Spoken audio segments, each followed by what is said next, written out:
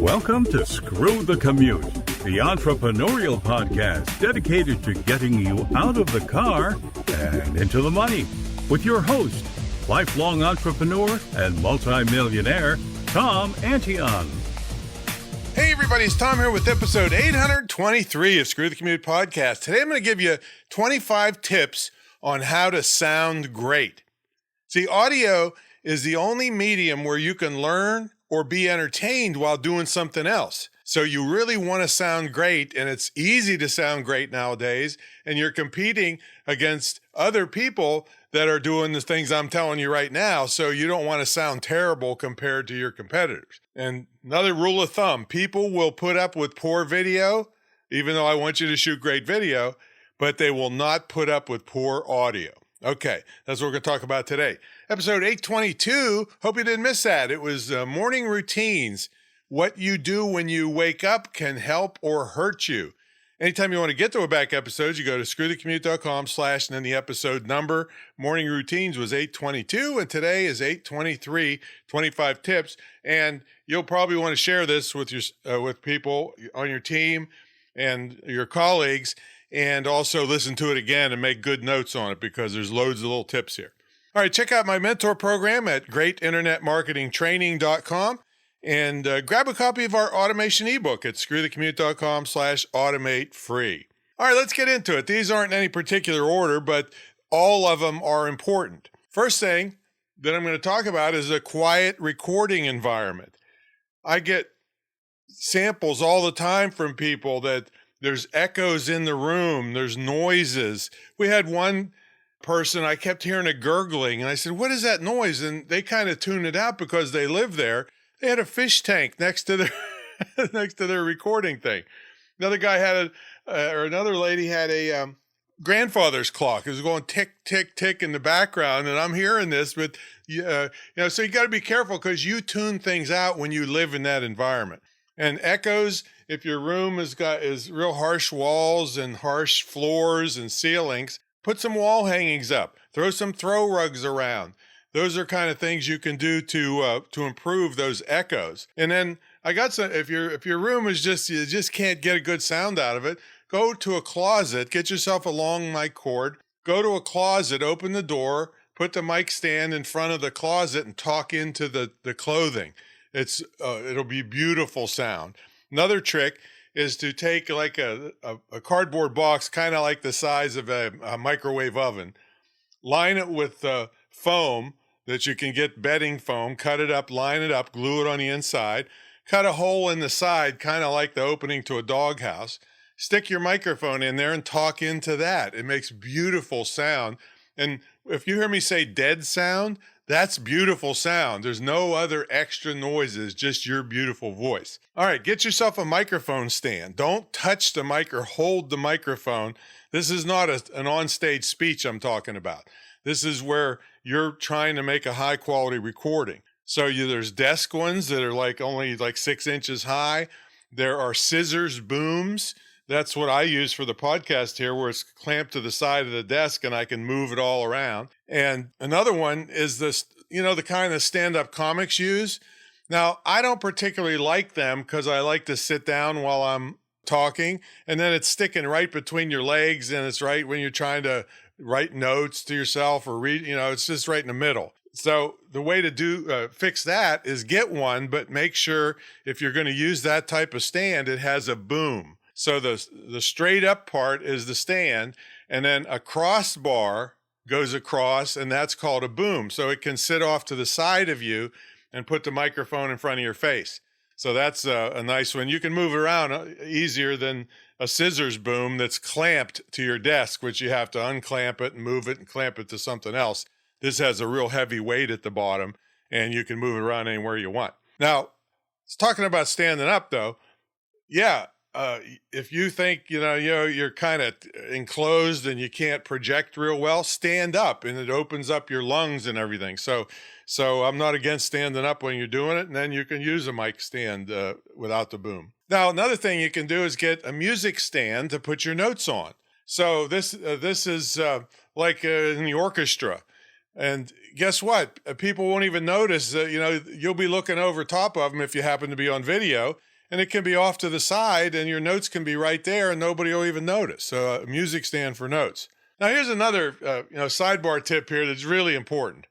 Don't launch into a long recording before you test. I mean, every time you sit down, test it to make sure with 10 seconds, 15 seconds, and play it back to make sure no settings got off.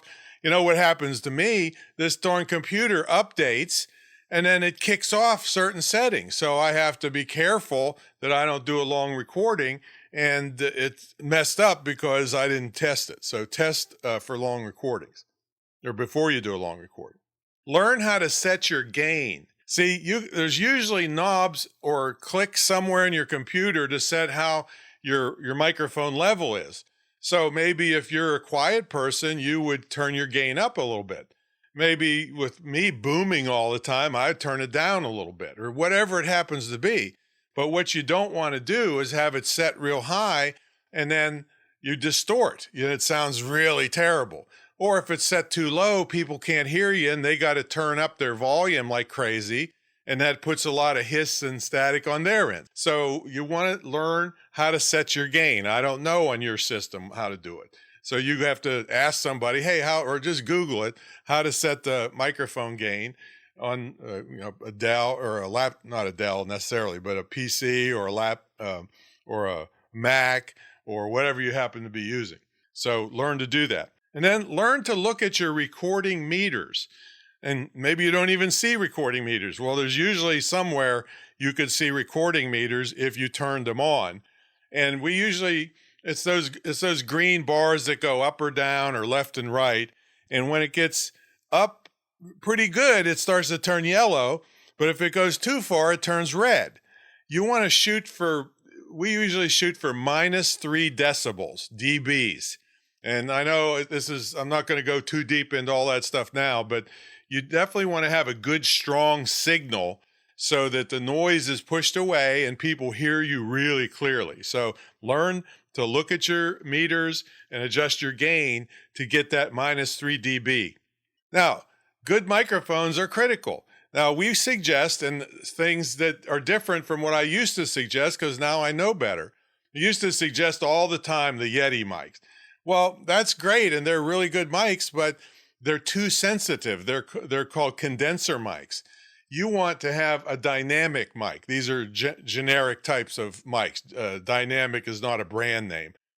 But the dynamic mic is not as sensitive. And you say, well, that's ridiculous, Tom. Why would I pay money for something not as sensitive? Well, because unless you're in a sound booth in a controlled environment, you want a microphone that doesn't pick up every possible noise on earth that then you have to edit out to sound good. So use a dynamic microphone. And also don't ignore your cables. So many people have all the expensive computer, expensive microphone, and then they buy some cheap crap cable off of Amazon and they still sound terrible. So get good quality cables, go to a local music store if you want to get good quality stuff because the musicians know what they want to sound good, say. Good cables. Now here's a trick I learned from a guy named Freddie Ravel. He is a musician. See, he was at one of my seminars one time. It was a small seminar I was doing a fundraiser for somebody, and there was a hum in the system on the microphone and the sound system. And I'm like pulling my hair out trying to find out how to fix it.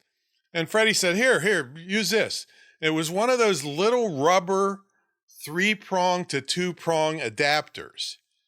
And I put it in the laptop, or I forget what we plugged it into. I think the little speaker system we had, and the hum went away. So I keep them with me in my laptop just in case that happens again. Usually we have a big sound crew, at the big events, but if I ever did a little event, you can believe I have one of those in my laptop case.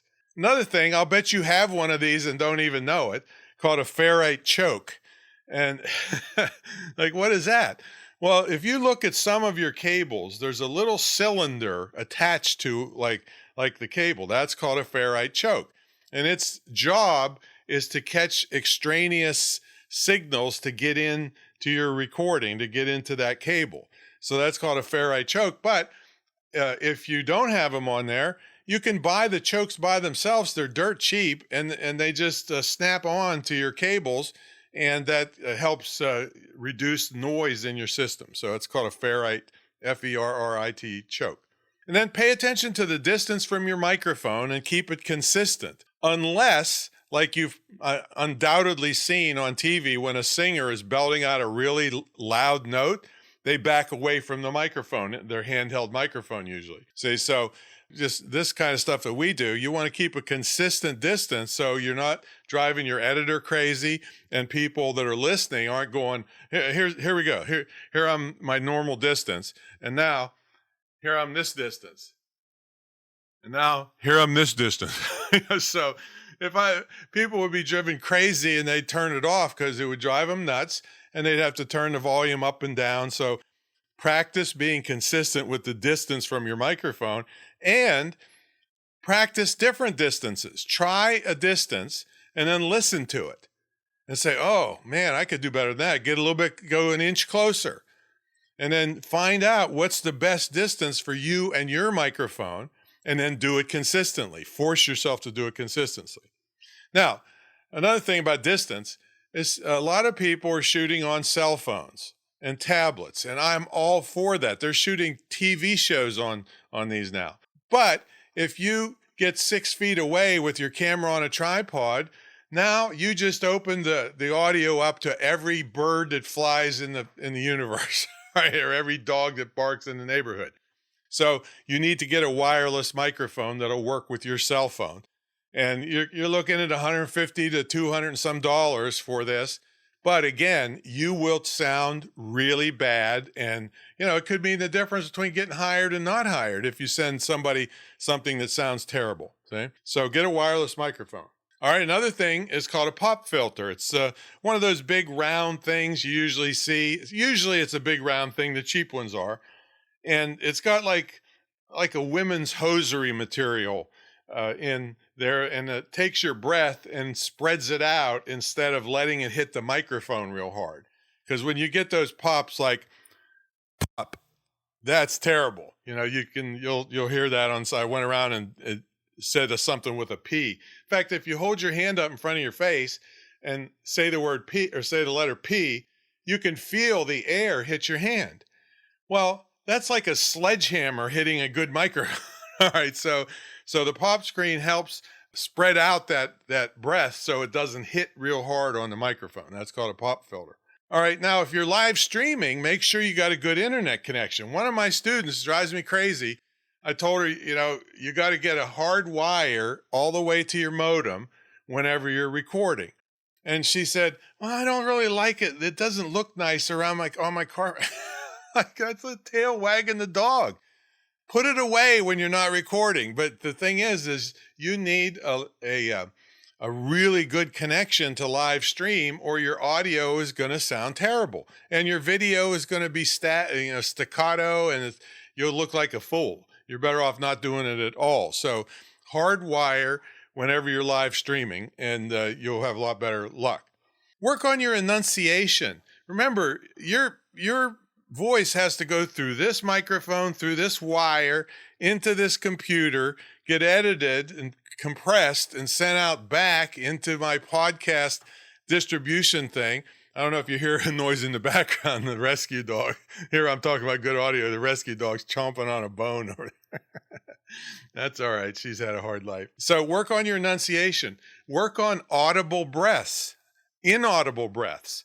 I had the worst trouble the first couple years of doing my podcast, because in between words and sentences, I would breathe like, and then I had to edit them all out. It took forever. So I started working on it. I'm not perfect at it, but you can practice speaking without the breath being audible. You try it. Use your diaphragm, all that stuff. And ums and ahs, you knows, yabbits, and all these things that people do. Record yourself and listen to them, and record where you don't stop. Record where you have to keep going, just as if it was a live thing, and then go back and listen to it, and you'll see what you really sounded like, and then you can start working on them a little at a time. You can't fix them all at once. I mean, you might concentrate on your nose, and Then you might concentrate on ums and ahs, and then you might concentrate on audible breaths. And I still work on it to this day because I get so fired up about what I'm talking about, that I forget that I'm supposed to be paying attention to that enunciation. All right. Well, anyway, you'll sound great, and your recordings can be around the world. You can get on Audible. You can, transfer your books to Audible. Derek Depker has a great course on that I promoted. And there's just all great things can come from being able to record good audio. All right, that's my story, and I'm sticking to it. We'll catch you on the next episode. Make sure you check out that mentor program because I got enormous amounts of stuff that is going to save you money and make you money into the future. Catch you later.